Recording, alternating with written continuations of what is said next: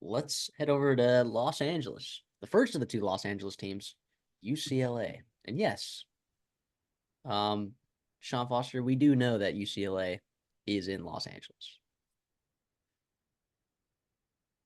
That press conference was really brutal. All right, it was really brutal. It's all, But I like that. I like that he was pretty lighthearted about it, yeah. and he started wearing that T-shirt. I think he understands that, you know, either him or his press team completely failed him. So, but that aside, right? And this was one of my least favorite head coaching hires this offseason. But again, it's year one, so we'll see what happens here. When I'm looking at this team,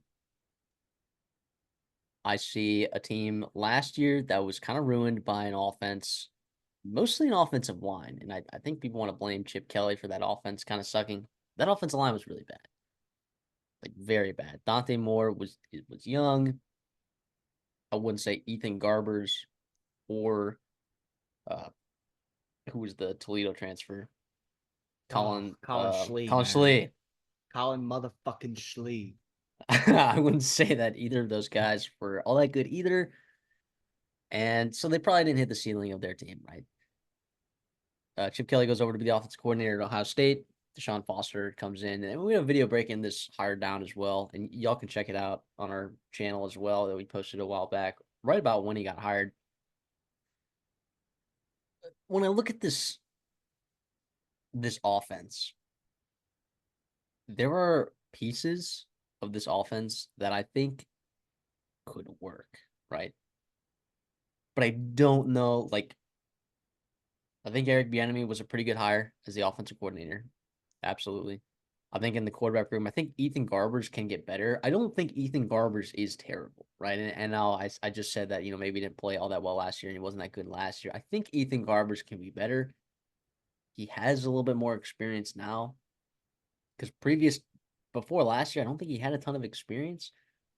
So just, I think he took care of the football, did some good things.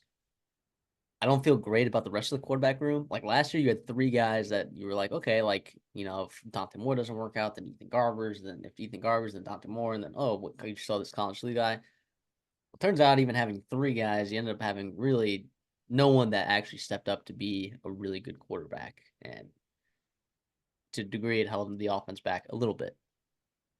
Um, yeah, I just, I'm in love with the rest of this quarterback room. I think like losing Dante Moore in the transfer portal is going to hurt in a couple of years because I think he's going to be a really good football player. I thought he showed some serious flashes in this offense. I just don't think he got the help that necessarily he needed last year. Kind of thrown into the fire a little bit too early. So, what are your thoughts on Ethan Garbers and the rest of this quarterback room? Listen, I kind of like him. I thought he played better than Moore did when he played in. And you mentioned, I mean, Moore obviously has the upside, five-star kid. And they just thought he was maybe too good to keep off the field early in that season. And I know you struggled. It was what, Coastal Carolina. And you kind of went to him, made some splash plays. And there was kind of the cat was out of the bag. And it's like, okay, well, now we can't really put him back out. Um, but Garbers, listen, I mean, he was 11 touchdowns, 3 interceptions in limited playing time, and now it's his team. I mean, he won you that USC game, which obviously an important one to win for sure. He's still a talented kid. He was a 4-star kid his own right, and obviously now he's going into year 5 and a full off season of being that dude. I think it's gonna be good, and we'll see how he fits with Eric Bieniemy. I mean, Bieniemy's a guy. Um, Obviously, a lot's been made of him, right? Going to Washington and then Washington football team, by the way, not in the NFL. How well does he adjust to college football? I guess will be interesting. But I do think Garbers has the talent and the veteran knowledge to be able to fit a scheme like the enemy. And there's talent around him. We'll get to it when we get to those running back and wide receiver rooms. It's going to be about how's that O line hold up in pass roll because it was bad last year. I do like the young kid Demarcus Davis. I think he's big. I think he's got a nice arm. He moves well.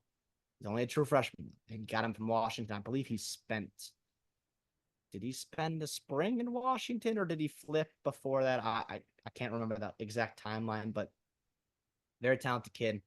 So the future is bright in that room, but I do think Garbers is a very, very solid Big Ten quarterback, which is crazy to say that UCLA is now a Big Ten quarterback. But It'll be about how much does that O line help him, and how often is he playing with a lead, because I think it could be a lot of catch up, and that could lead into bad mistakes. That could lead into teams just pinning their ears back and rushing the passer. It could be bad things for Garbers. But listen, I thought I don't think it's like, oh, you lose Dante Moore, this quarterback room's terrible. No, I think Garbers, he was the best quarterback in that room last year, right? And I think it's fine. It's gonna be his team, and we'll see how he plays in a full offseason of being the guy, but also acclimating to a Bieniemy's offense.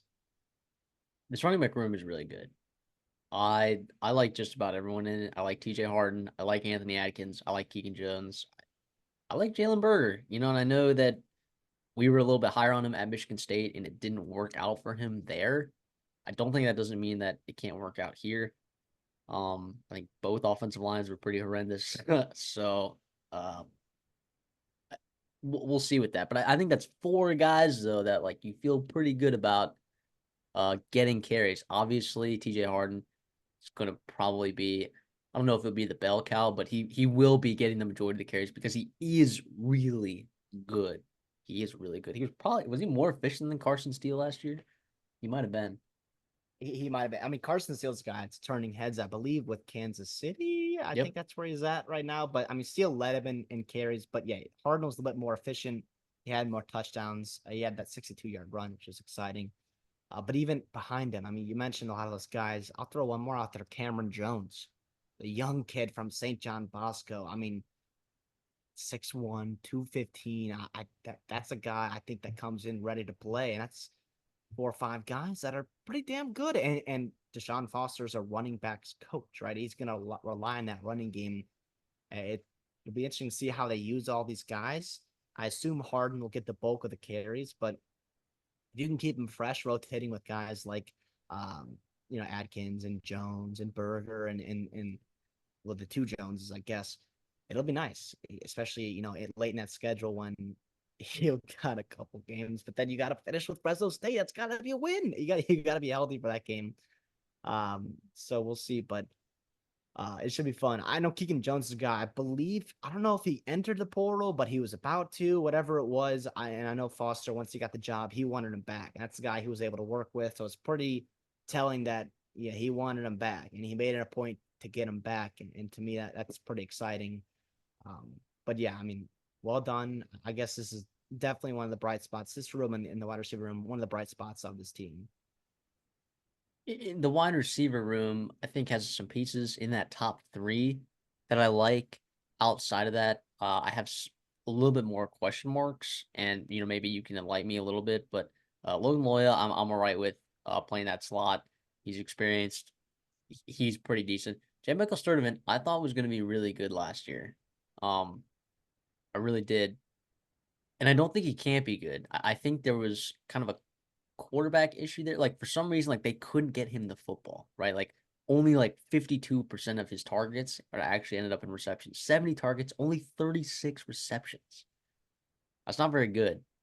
And they were targeting him down the at 16-yard average depth of target. Like he's a guy that can stretch the field definitely, and I like him a lot. And I'm not ready to give up on Sturdivant. Rico Flores, young four-star from Notre Dame, he got early playing time when he was over there at Notre Dame. 49 targets there, 27 receptions, 392 yards, and a touchdown. I think he's also pretty talented as well. And after that, I have some more question marks, but I don't think it's I don't think it's a bad top three, if that makes sense. And I do think that they have some other pieces that maybe I just haven't seen yet that we're waiting to kind of for those guys to kind of emerge. But if you have these three guys getting the 70-80% of the targets in that wide receiver room, I'll be okay with that. Yeah, I think that's something you can feel good about. Um, I like TMA. I think he's a pretty solid, talented kid. That's Titus McCoy. Adimalala. So sorry about that, but it sounds like he's a talented kid that they've been excited about for a little bit. Behind the scenes, I know UCLA fans have kind of been waiting for him. Braden Pagan, he's a guy that's kind of shown out in camp. We'll see how it translates if he can provide good depth in room. Yeah, I'm with you. I really like the top three. I do think the top three are about as good as, outside of USC, but as good as most teams in Oregon and Ohio State, but as good as most teams in the Big Ten. It's definitely, I think, right there in the conversation to be a top five, starting receiving core in the Big Ten. Logan Loya is awesome. He's so fun to watch. Sturdivant's a guy you mentioned. Just get him the football. I mean, you saw when he connected. I mean, he has splash plays with Dante Moore at times. Can Ethan Garbers push the ball down the field? Can that offensive line even hold up long enough for him to be able to take advantage of the back third of that defense? But we'll see. Yeah, you mentioned Flores. I like him too. I mean, it's a pretty good get for them to be able to bring him after a successful true freshman season at Notre Dame. So we'll see how it is. I mean, the depth, it's more, to me, it's more wait and see, but there is talent there. And there, it sounds like they're kind of flashing in camp, but I guess we'll see once the bullets start flying. But the tight end room, I mean, nothing special, I don't think, unless I'm missing something. It's kind of, your replacement level tight end group, which is fine. I mean, most teams are like that. Can you block right on early downs, and can you be, just somewhat of a reliable weapon in the passing game over the middle of the field to just at least take some kind of attention from the defense away from your outside receivers. And then this offensive line, and we mentioned how badly, right, it struggled last year. I'm not I'm not confident that it's gonna get better. All right. I mean, you bring in two transfers. So Ruben Unihe, I don't know how to say that, to be honest, but from Houston. I mean, he was arguably like their worst offensive lineman last year. Playing opposite of Patrick Paul at tackle. Is he gonna have to play left tackle? I don't know. Right. If he does, that makes me a little bit nervous. And then Alani McKeely from UNLV. I don't think he was that good either over at UNLV. Like, I think he was fine. Like, he was okay, but he's like okay in the Mountain West, right? Like, what is this going to look like when you're playing against Big Ten interior defensive lines? Um, Especially some of the interior defensive lines that I'm looking at on the schedule. It makes me a little bit nervous, right? Um, so bringing in those two guys as transfers and they're not even like really that good. And like, look, if they would have been good at this point, like Ruben has played. This is what his sixth year in college football, seventh year almost in college football. He was a 2018 recruit. Makieli was a 2020 recruit. So feels like their development stage is already passed, and I think we've kind of seen what they are and what they can be. Unless they're extremely late bloomers, I'm not sure that those two transfers are going to fix the problems that this offensive line had last year. Yeah, Juan Castillo can come in, and he's kind of a well-respected offensive line coach. We'll see if he can push the right buttons there, but I'm with you here. This is definitely a group that concerns me, especially if you have to keep Ethan Garbers upright and also try to take advantage of a pretty darn good receiving core. This could be a group that could really hold you back. Holstedge from Purdue, he played well last year, I thought. You're going to miss Duke Clemens. He was a damn good center for you. Played over 900 snaps, which is crazy. Very reliable guy, but we'll see how the rest of the group kind of comes together. I'm hoping a guy like Michael Carmody comes in and maybe can take over for Unaje. I think is what you say it. I don't know. From Houston, I mean Diego Gorio. I don't know if he'll get unseated, but I know Notre Dame probably wants Carmody back because their offensive tackle group does not look great. So I guess we'll see what happens there, but at least it gives you some kind of insurance, as a swing tackle potentially with a lot of years in the college weight room. So I guess we'll see how it looks. Again, I mean, I try to be optimistic in the offseason for sure, but this group needs to take strides in pass pro, and I don't know if it's going to. I mean, Bruno Fina, just looking at some of his grades out here, looks like he is one of the worst tackles out there. And look, I wasn't studying up watching him, I mostly watched the offensive line suck.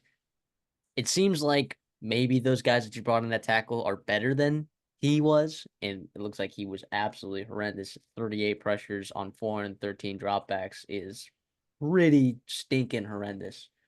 But I mean, DiGiorgio or Di Giorgio uh also had a significant amount of pressures too on the other side, just more snaps. So I don't know. I don't know how good I feel about that tackle group. I feel better about the interior offensive line there. But we'll see, man. We'll see. I don't feel great about their backups either. You know, if I'm not feeling good about their starters and then those guys start getting hurts, I mean, man, TJ Harden might have a really tough time trying to move the football. No, they don't have to play defensive line. Well, actually, I was going to say they don't have to play defensive line like Utah's last year, but they do. They literally play Iowa and they play Oregon and they play Penn State and they play Rutgers and they play Nebraska. Like, and they play, I mean, I guess LSU's defensive line is interior wise not as good as last year, but there's still some talent there, obviously. Like But Fresno State's got the Corey Freeman. Yeah, no, yeah, the former 5-star kid from USC. Sounds like he's balling out there too. So you're gonna need tackles in the Big Ten. You cannot be weak at tackle. You have to have serviceable tackles. Otherwise, it can get really bad. yes, defensively, they were so good last year. They were easily top 20, probably top 15 defense in the country. If you just looked at now, the issue was their secondary was pretty vulnerable at times, but their front seven was so good it didn't matter. And they lose a lot of that talent there. They lose it, right? What is it going to look like now? I really don't know. And you still get some guys back, like in the defensive line in your interior, right? You get Keanu Williams back, Jay Toya. You bring in Jacob Busick over there from Navy, who uh, had some snaps, whatever. I don't feel great about the entirety of the defensive line aside from those guys that are starting over there in the interior. Yeah, I'm with you. To me, the upside comes with the young kid Collins, a champion. I think that's how you say it. He's a freak talent. I mean, he could be really, really good, but again, he's still raw. Now, maybe he comes in and he's just ready a year early, but and maybe he pops and changes that room and the upside of that pass rushing room. But again, you just most teams just can't lose the guys like Latu, the Murphys, Carl Jones, and just be fine. Like there's going to be a drop off, and not to mention you're also replacing defensive staff in Danton Lynn that was really really good and got the best out of those guys. And we'll see how Drew Tazuma looks. I mean, he was much better a couple years ago in 2022 than he was in 2023. We'll see how that works out coming over from South Carolina and UAB before that, but Jay Toy was a big win to get him back because I know a lot of teams wanted him in the portal. Him and Keanu Williams is a nice duo there, at least at that top end. But to me, I worry about the upside of the pass rushing and then also the depth there too, because it's going to be tough, and you're going to have to win football games in October, November, if you're going to want to go to a bowl game. And again, if you're struggling with depth on the offensive and defensive lines, that's just really really tough to do. But I guess yeah, let us know in the comments too. Like, are we missing guys? Is there young guys stepping up? Are we missing something here? Because I'd hate to. I'd love to learn about that too and get ready for the season. But as we sit here today, this is a room that's definitely concerning. Did you mention And Gary Smith? Did you talk about him at all? Well, Gary Smith is a really good player, by the way. UCLA fans know this, but he's injured, right? Like just a couple weeks ago, August 5th, right? We're recording this August 17th. He was saying that, or Deshaun Foster's interview trying to update on the injury, right, of Gary Smith and Terrell Merle. It's very up in the air right now. Like we don't know what that's going to look like. And I think Gary Smith is a guy that needs to get healthy, just to have another option there in the middle. And I think Gary Smith is a really good player. I think all three of those interior guys we talked about, Williams, Toya, and Smith, are really good players. But yeah, you talked about maybe lacking some experience there at the edge position, but I do think if your defense It's not going to be a top 20 defense like it was last year. It will not be. You just you need those guys to step up for sure. You need those guys to be healthy and play the big role that we know that they can play, plug holes, give those linebackers some sort of room to work. I mean, you have some experienced guys in that linebacker core. We could talk about them in just a second, but you need them to step up in a big way. Not that they aren't already a big impactful part of that defense even last year, but they need to play awesome in order for this defense to work. When I head over to the linebacker group, um, I mean, how are we feeling about the linebacker group here? I mean, I see I a think lot of it's interesting. experience. I see a lot of experience here, a lot of snaps. I mean, Darius Mousau, I mean, he was a stud. I mean, he was probably the leader of that group last year. But you get back Madrano, right? Second leading tackler, athletic kid. Remember, I think he was recruited as a wide receiver. He played well last year. You got Joseph Vaughn, you've got John Woods, you've got Oluwafemi Oladejo. He could be pretty good, especially depth wise. Also, the former 5 star Ali Kalo is still in college football, which is crazy. He's been hurt. I mean, anything he gives you is gravy, but again, the potential is still there. Listen, you got 4 or 5 guys that you're going to rely upon that you feel pretty good about. That's not bad at all. Joseph Vaughn is a good athlete, he's a baseball kid. Um, I don't hate this at all. I really don't. I mean, am I seeing something wrong? I feel pretty good. Yeah, I'm all right with this linebacking core. And again, like you need edges to help with that. But if your interior defensive line can play like they can, right, and make it easier on these linebackers, then I don't see why your run defense now is one of the best in the country last year. Yards per carry, yards per game. Teams literally physically didn't run the ball, and then they chose not to run the ball on them because they knew that they couldn't. I think it'll be a little bit different, but I don't see why that aspect of their defense has to have a huge drop off, right? Like they can still defend the run with the talent that they have on this team in that front seven. We just gotta wait and see, right? Just gotta wait and see. Pass rush, of course, is a different concern. But then when we go to the secondary, they bring in 4 transfers there in the secondary, and the secondary at times was a problem last year. It was a vulnerability, and it was clear to the staff that there was a need to bring in a lot of help in the secondary, right? One, they brought in a bunch of transfers on the defensive line to replace some of that edge, and then those edge talents that they lost. But then you also go to the transfer portal to kind of try to fix some of the guys in the secondary or some of the problems that you had there. And look, you got some experienced guys there. KJ Wallace has had plenty of snaps at the Division 1 level. You like to see that. I think Brian Addison has a chance to be pretty decent there for them as a transfer coming over from Oregon. We'll see about Henderson and Moore from Notre Dame and guy from Cal and Colorado previously. Like we'll see how all of those guys fit in. I think Jalen Davies is pretty decent. I think Devin Kirkwood is pretty decent. I actually kind of like this room, and I would predict that this room improves to some degree because I don't think last year it was I don't think last year was all that special at all.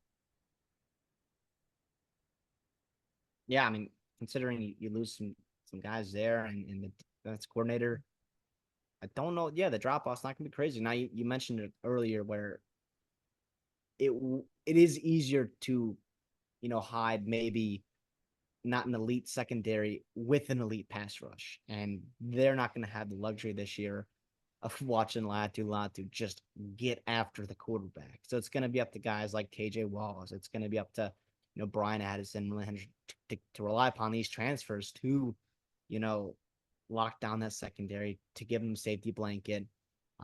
So we'll see. I mean, Devin Kirkwood's a guy at the cornerback room. He's a talented kid. He's a talented kid, right? He's been talented. It's about consistency with him, and he's been showing promise in practice. It sounds like he's starting to put it together. How consistent can he be down in and down out for this team? Um, we'll see. RJ Jones, right, is a young kid from St. John Bosco. We'll see how he plays. And obviously, yeah, you got Davies and more, but we'll see. I mean, it's not something that I'm going to be super, writing home about where it's like, this is an elite secondary or whatnot. But I do think the floor can be good enough to give you some kind of, leniency in some games. I think some transfers are going to have to hit, which is, again, not something you want to be, but that's also the reality of taking over in year one for a program. It's just a lot of change is going to happen, and you're going to have to kind of patch things with certain transfers or whatnot. And so we'll see. But Yeah, I mean, we'll see. It'll look different, you know. No Kamari Ramsey, no John Humphrey. I think John Humphrey was really that was the guy that we were talking about down the stretch. He's a guy who was just a really good football player, but we'll see. I I don't know. I still have questions. I think they can be better. I think the floor can be raised, but we'll see. If they're not getting help, I mean, they were getting a lot of help last year in the pass rush department, averaging over 3 sacks per game, where they were seventh in the country in sacks. I I find it hard to believe that this defense is going to still be good like it was last year. And like you talked about losing Dan Lynn, but I don't see why the drop off has to be severe. But like you said, questions on the defensive line, wondering how these transfers are going to meld in this defense. It could cause for a recipe for disaster, or you could see some guys emerge and potentially, because you're not playing. I mean, the games that you were already going to lose, you're playing pretty good passing attacks, but there's some games that on the schedule are winnable against teams that maybe don't have as great of passing attacks as some of the ones that you're supposed to lose, right? When we look at the schedule, right, they go to Hawaii, and honestly, that's a pretty scary game. I know it doesn't seem like that for some reason to me. I've circled that game, and I'm very worried about that game because I think Timmy Chang has done a great job with that offense. talk I about think passing attacks. And we is, talk is about the wide receiver playing? Is he going to play? yeah, yeah, yeah. Both Ashlock and Stephen McBride. So it's I don't know what the line is for that game. I haven't even looked at it. I just know that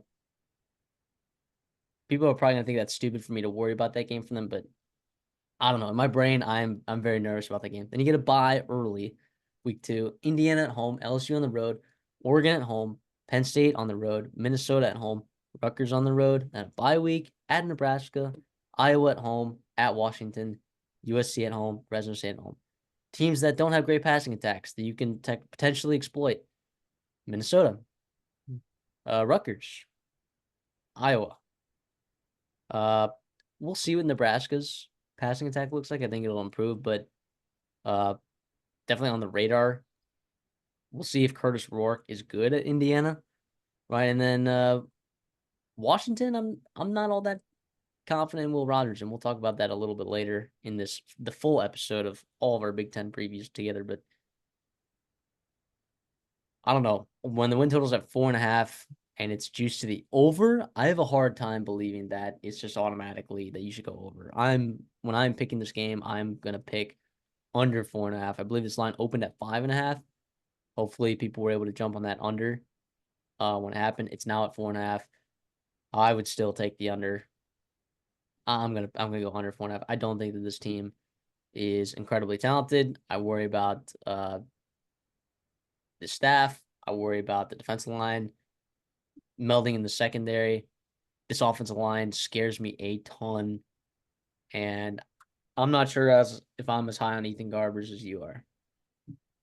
Yeah, I do like Garbers, but I will also go under with you. And I might even I'll take the under, but I'm also gonna contrast you in terms of like, yes, there's not a ton of elite passing games yet, proven passing games, but I do think you're looking at like a lot of really good receiving cores, if that makes sense for you. So like obviously in the out of conference, I mean, you've got obviously LSU and what they can do throwing the football, but even Hawaii and Fresno State, like those games are games you should win. But you mentioned McBride and Ashlock, Jalen Moss and throwing or catching the ball from Mikey Keene at Fresno State. Who knows what can happen there at the end of the season. Indiana, I mean, Curtis Rourke's question mark, but they've got talent at that receiver room. They've got depth there. Nebraska, same thing. Their quarterback might be a question throwing the football, but again, talent at the receiver room. Washington, same thing. Question mark as a quarterback. Is he going to stay healthy? Whatnot? Is he going to be good in this new offense? But there's talent at the receiving cores. These are receiving cores that could make their quarterbacks look good against this potential team, this defense in UCLA, and even Minnesota. They got Daniel Jackson. He's a guy that can cause some havoc for opposing defenses as well. Yeah, unfortunately, Deshaun Foster. It's not. I do think he can succeed at UCLA. I just don't think it's going to be early.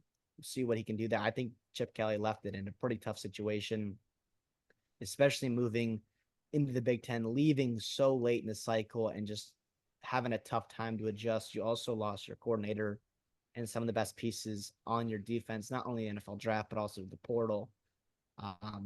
It could be a tough year one. And listen, I hope I'm wrong. I really do for UCLA's sake because, I think when they're good, I think it's fun to watch them out in California. I think it would be nice for the Big Ten to have a couple other teams with good tradition and good recruiting grounds to get better and to create some more parity, at the top half of the Big Ten. And UCLA is one of those football teams that I hope gets back to, a successful, 8, 9, 10 win football team like we've seen them before, at the best under Chip Kelly, but also before that as well. Last thing about that Hawaii game week 1, the line is only 13.5. If you are only a 13.5 point favorite against Hawaii, I know it's on the road, but also Hawaii gets a tune-up game the week before that against Delaware State. I'm just saying, if you're only a 13.5 point favorite against Hawaii, what makes me think that you can be a favorite in 4 other games this season?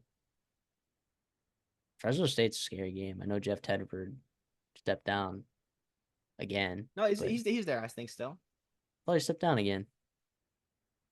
Fuck, I don't know. Pretty sure he stepped down again. Because when I was looking at the Mountain West right. coaches, there's like 9 or 10. Skipper. It's like 9 or 10 new coaches in the Mountain West, which is pretty nuts. So I don't I'm know. sorry. Yeah, that's my bad. Tim Skipper's gonna be the guy. Yeah, that's right. So under it is.